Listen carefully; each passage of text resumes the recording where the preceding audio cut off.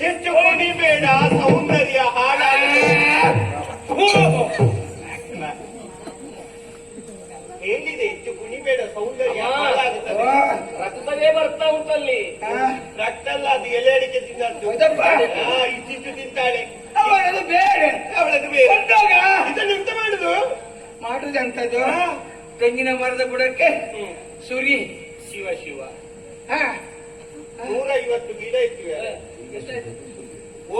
ಇದ್ರೊಳದ್ದು ಕಪ್ಪ ಸುರಿದು ಈಗ 25 ಮಾತ್ರ ಉಳಿದ. ಎಲ್ಲ ಸಿಡಿಲ್ ಮಾಡ್ದಾಗೆ ಅದು. ಇದು ಸಾಮಾನ್ಯವಾದದ್ದಲ್ಲ. 18 ಗಿಡ ಮೂಲಕ್ಕೆ ಸಾವು ಯಾವಾಗ ವರುಷ 70 ಆಯ್ತು. 20ರ ಉತ್ಸಾಹ ಎದ್ದು ಕಾಣುತ್ತಾ ಉಂಟು. ಏನಿನಲ್ಲಿ ಕೈ ಕಾಲು ಹಾಗೆ ಆವೇಶ ಬಂದಿದೆಯಲ್ಲ. ಅಮ್ಮಂದು ಉತ್ಸಾಹ ಅಲ್ಲ ಅದು ಭಾಗವತರ ಅವರು ಕೂಡ ಹಾಗೆ. ಯುವತಿಯರನ್ನು ಕಂಡ್ರೆ ಅವರಿಗೆ ಉಲ್ಲಾಸ ಇಲ್ವಾ? ಮುದುಕಿಯರನ್ನು ಕಂಡಾಗ ಉಲ್ಲಾಸ ಬರುವುದು. ನಮ್ಮೊಳಗೆ ಅಷ್ಟು ಇದುಂಟು. ನಿನ್ನ ಅಮ್ಮನ ಹಳೆಯ ಕೈ ಅದು ಗೊತ್ತುಂಟಾ?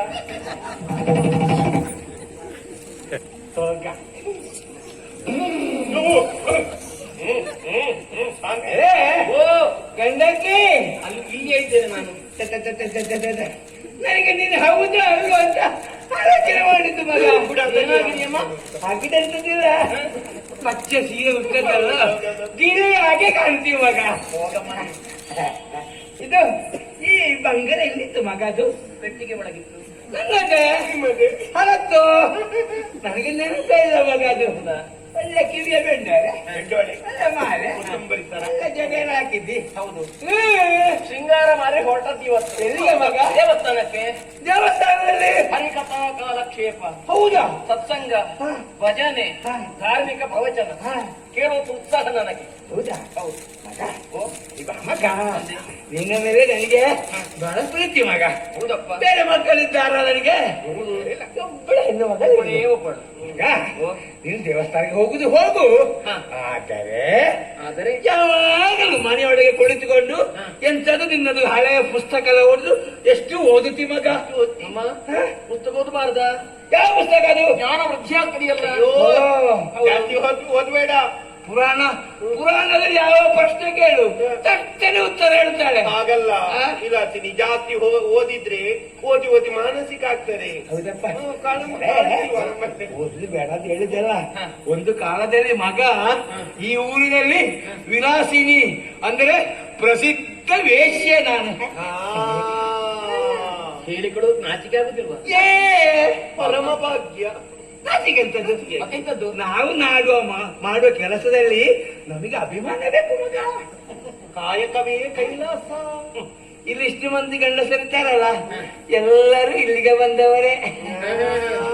ನನ್ನ ರುಚಿ ನೋಡಿದ್ದವರೇ.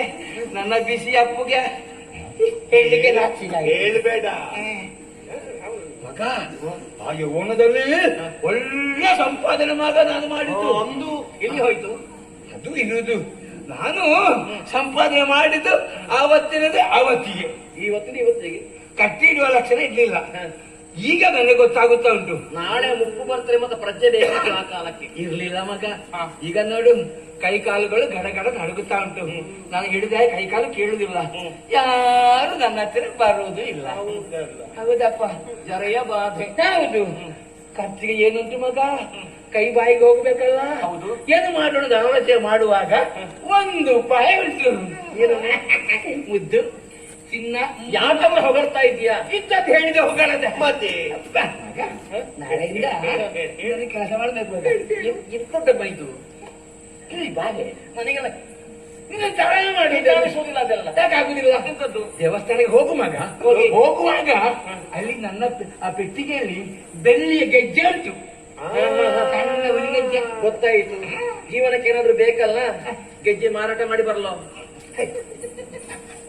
ಅವಳಿಗೆ ಅದು ಒಂದು ದಿವಸಕ್ಕೆ ಸಾಕಾದೀತು. ಮತ್ತೆ ಮಿಕ್ಕ ದಿವಸಕ್ಕೆ ಎಂತ ಮಾಡುದು? ಮಾರಾಟಕ್ಕೆಲ್ಲ ಅದನ್ನು ತಟ್ಟೆ ಅರಿವಾಣದಲ್ಲಿಟ್ಟು ದೇವಸ್ಥಾನಕ್ಕೆ ಹೋಗುತ್ತೆ ಅಲ್ಲ, ಅಲ್ಲಿ ಅರ್ಚಕರಿದ್ದಾರಲ್ಲ, ಅವರ ಕೈಯಲ್ಲಿ ಕೊಡು. ಅವರು ಪೂಜೆ ಅಡ ಇಟ್ಟು ಬರುದಾ? ಎಂತ ಕೈವಣ. ಅರಿ ಬಿಡಿಸಿ ಹೇಳು. ಪೂಜೆ ಮಾಡಿ ಅವರು ಗೆಜ್ಜೆ ಕೊಡ್ತಾರೆ. ತಂದು ನಿನ್ನ ಕಾಲಿ ಮೊದಲು ಬಲದ ಕಾಲಿ ಕಟ್ಟಬೇಕು ಮಗ. ಕಟ್ಟುದು ಮೊದಲು ಬಲದ ಕಾಲಿಗೆ, ಬಿಚ್ಚುದು ಎಡದ ಕಾಲಿನಿಂದ ಕಟ್ಟಬೇಕು. ಕಟ್ಟಿ ಈಗ ಜಡೆ ಹೀಗೆ ಎದುರಿಟ್ಟುಗಳಿಗೆ ಎಲ್ಲ ಒಟ್ಟು ಜಡೆ ಹಾಕುದು. ಹೇಗಿರಬೇಕಿದ್ರೆ ಗೊತ್ತಿಲ್ಲ. ಸೀದಾ ಸೆರಗಿನ ಎದುರು ಕೊಡು, ಹೀಗೆ ಇಟ್ಟ ಆಯ್ತು. ಈ ಕೈ ಕೊಡು. ಓ ಇಲ್ಲಿ ಬೆಲ್ಲ ಕಚ್ಚಿತ್ತು. ಹೀಗೆ ಹೀಗೆ ಹೀಗೆ ಎಂತದ್ದು ಮೊನ್ನೆ ಹಲ್ಮವಾಗಿರುವಾಗ ಹಲ್ಲು ಹಲ್ಲು ಅಲ್ವೇ? ಅದು ಹೆಣ್ಣಿನ ಕ್ರಮ. ಅದು ಹೀಗೆ ಮಾಡುದು. ಅಲ್ಲಿ ಮನೆ ಅಂಗಳ ಜಗಳ ಕುಳಿತುಕೊಳ್ಳುದು. ಗಂಡಸರೆಲ್ಲ ಆಚೆ ಈಚೆ ಹೋಗುತ್ತಾರಲ್ಲ, ಆವಾಗ ಹೀಗೆ ಓರ ಕಣ್ಣಿನ ನೋಟದಿಂದ ಆ ಗಂಡಸರನ್ನು ನಮ್ಮ ಮನೆಗೆ ಕರಕೊಂಡು ಬಂದು ನಿನ್ನ ಈ ಅಂಗ ಸುಖವನ್ನು ಅವರಿಗೆ ಕೊಟ್ಟು ಒಳ್ಳೆ ಸಂಪಾದನೆ ಮಾಡಬೇಕು. ನಾಳೆಯಿಂದ ನೀನು ವೇಷಿ ಆಗಬೇಕು.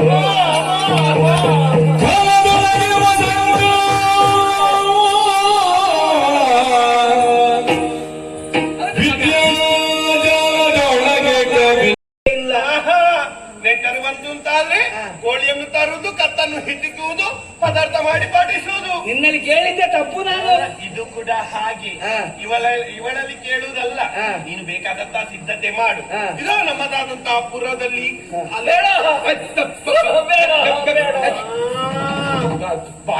ಕಿಶೋರಿಗ ವಿಲಾಸಿನಿ ಇವತ್ತೇ ಹೊರಟೆ.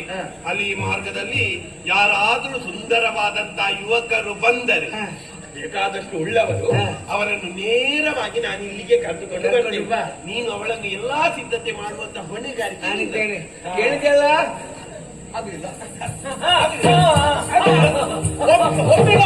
ಒಪ್ಪಿಕೋ. ಅಯ್ಯೋ, ನನ್ನ ವಿಷಯ ಗೊತ್ತಿಲ್ಲ ನಿನಗೆ.